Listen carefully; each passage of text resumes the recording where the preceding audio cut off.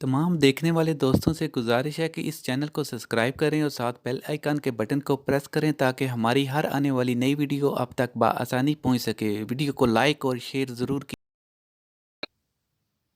أعوذ بالله من الشيطان الرجيم بسم الله الرحمن الرحيم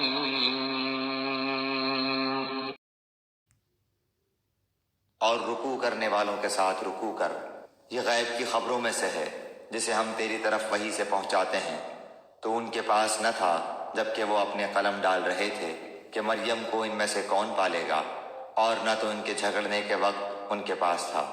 جب فرشتوں نے کہا اے مریم، اللہ تعالیٰ تجھے اپنے ایک کلمے کی خوشخبری دیتا ہے جس کا نام مسیح عیسیٰ بن مریم ہے، جو دنیا اور آخرت میں ذی عزت ہے، اور وہ میرے مقربین میں سے ہے۔ وہ لوگوں سے اپنے گہوارے میں باتیں کرے گا اور ادھیڑ عمر میں بھی، اور وہ نیک لوگوں میں سے ہوگا۔ کہنے لگی الہی مجھے لڑکا کیسے ہوگا، حالانکہ مجھے تو کسی انسان نے ہاتھ بھی نہیں لگایا۔ فرشتے نے کہا اسی طرح اللہ تعالیٰ جو چاہے پیدا کرتا ہے، جب کبھی وہ کسی کام کو کرنا چاہتا ہے تو صرف یہ کہہ دیتا ہے کہ ہو جا، تو وہ ہو جاتا ہے۔ اللہ تعالیٰ اسے لکھنا اور حکمت اور تورات اور انجیل سکھائے گا، اور وہ بنی اسرائیل کی طرف رسول ہوگا کہ میں تمہارے پاس تمہارے رب کی نشانی لایا ہوں۔ میں تمہارے لیے پرندے کی شکل کی طرح مٹی کا پرندہ بناتا ہوں، پھر اس میں پھونک مارتا ہوں تو وہ اللہ تعالیٰ کے حکم سے پرندہ بن جاتا ہے۔ اور اللہ تعالیٰ کے حکم سے میں مادرزاد اندھے کو اور کوڑھی کو اچھا کر دیتا ہوں، اور مردوں کو زندہ کرتا ہوں۔ اور جو کچھ تم کھاؤ اور جو اپنے گھروں میں ذخیرہ کرو میں تمہیں بتا دیتا ہوں۔ اس میں تمہارے لیے بڑی نشانی ہے اگر تم ایمان لانے والے ہو۔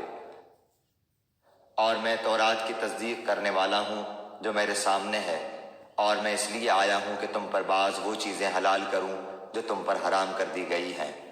اور میں تمہارے پاس تمہارے رب کی نشانی لایا ہوں، اس لیے تم اللہ تعالیٰ سے ڈرو اور میری فرما برداری کرو۔ یقین مانو میرا اور تمہارا رب اللہ ہی ہے، تم سب اسی کی عبادت کرو، یہی سیدھی راہ ہے۔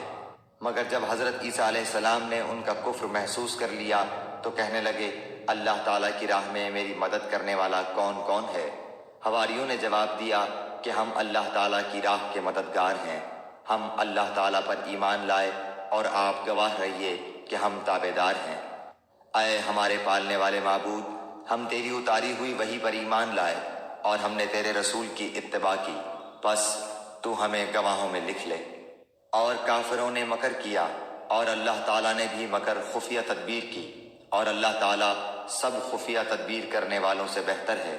جب اللہ تعالیٰ نے فرمایا کہ اے عیسیٰ میں تجھے پورا لینے والا ہوں اور تجھے اپنی جانب اٹھانے والا ہوں اور تجھے کافروں سے پاک کرنے والا ہوں اور تیرے تابع داروں کو کافروں کے اوپر غالب کرنے والا ہوں قیامت کے دن تک، پھر تم سب کا لوٹنا میری ہی طرف ہے، میں ہی تمہارے آپس کے تمام تر اختلافات کا فیصلہ کروں گا۔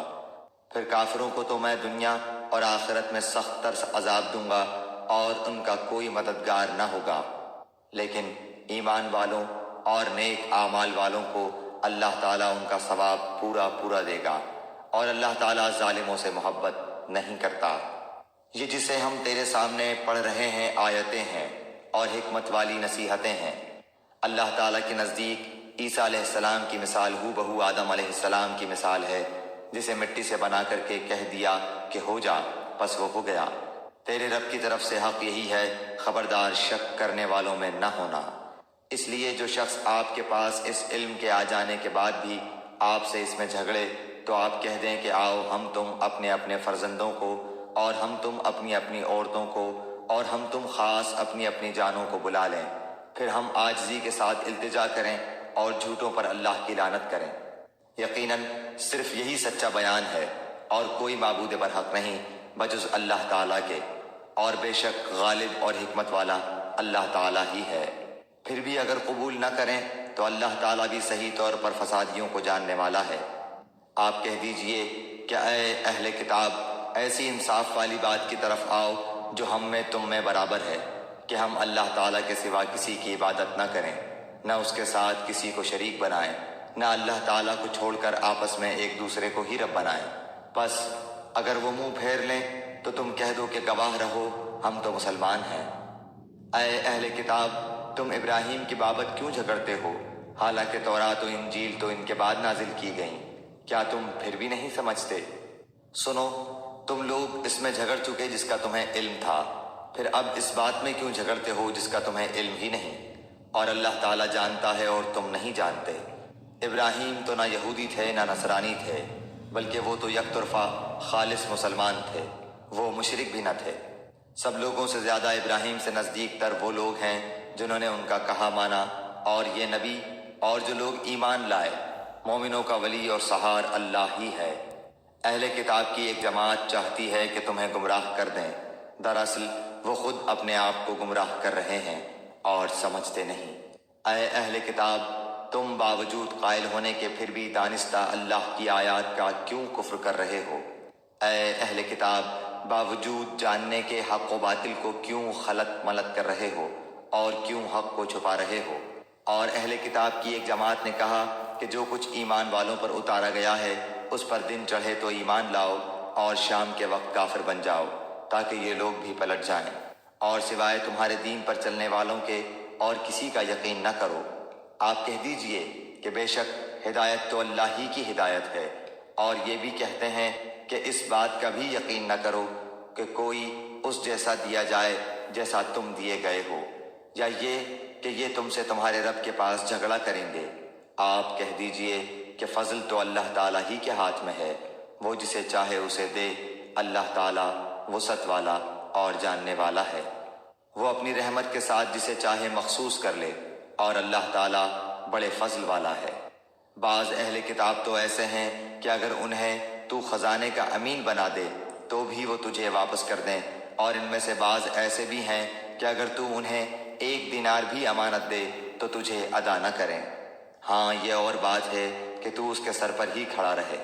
یہ اس لیے کہ انہوں نے کہہ رکھا ہے کہ ہم پر ان جاہلوں غیر یہودی کے حق کا کوئی گناہ نہیں۔ یہ لوگ باوجود جاننے کے اللہ تعالیٰ پر جھوٹ کہتے ہیں۔ کیوں نہیں مواخذہ ہوگا؟ البتہ جو شخص اپنا قرار پورا کرے اور پرہیزگاری کرے تو اللہ تعالیٰ بھی ایسے پرہیزگاروں سے محبت کرتا ہے۔ بے شک جو لوگ اللہ تعالیٰ کے عہد اور اپنی قسموں کو تھوڑی قیمت پر بیچ ڈالتے ہیں ان کے لیے آخرت میں کوئی حصہ نہیں۔ اللہ تعالیٰ نہ تو ان سے بات چیت کرے گا، نہ ان کی طرف قیامت کے دن دیکھے گا، نہ انہیں پاک کرے گا، اور ان کے لیے دردناک عذاب ہے۔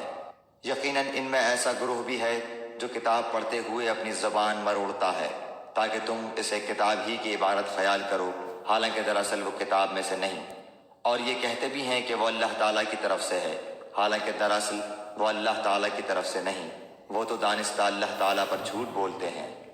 کسی ایسے انسان کو جسے اللہ تعالیٰ کتاب و حکمت اور نبوت دے یہ لائق نہیں کہ پھر بھی وہ لوگوں سے کہے کہ تم اللہ تعالیٰ کو چھوڑ کر میرے بندے بن جاؤ، بلکہ وہ تو کہے گا کہ تم سب رب کے ہو جاؤ، تمہارے کتاب سکھانے کے باعث اور تمہارے کتاب پڑھنے کے سبب۔ اور یہ نہیں ہو سکتا کہ وہ تمہیں فرشتوں اور نبیوں کو رب بنا لینے کا حکم کرے۔ کیا وہ تمہارے مسلمان ہونے کے بعد بھی تمہیں کفر کا حکم دے گا؟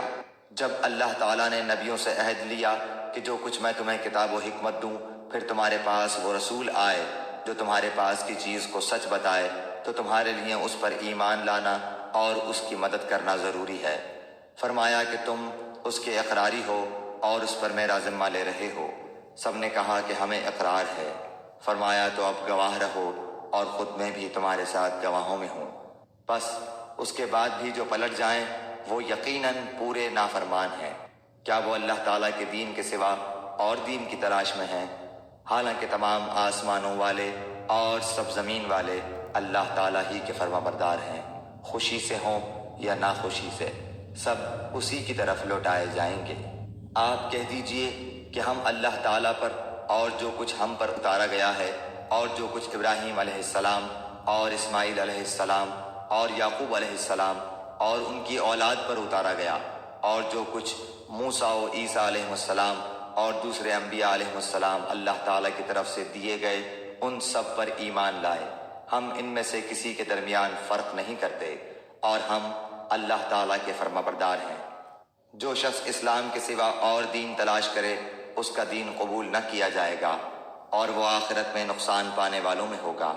اللہ تعالیٰ ان لوگوں کو کیسے ہدایت دے گا جو اپنے ایمان لانے اور رسول کی حقانیت کی گواہی دینے اور اپنے پاس روشن دلیلیں آ جانے کے بعد کافر ہو جائیں۔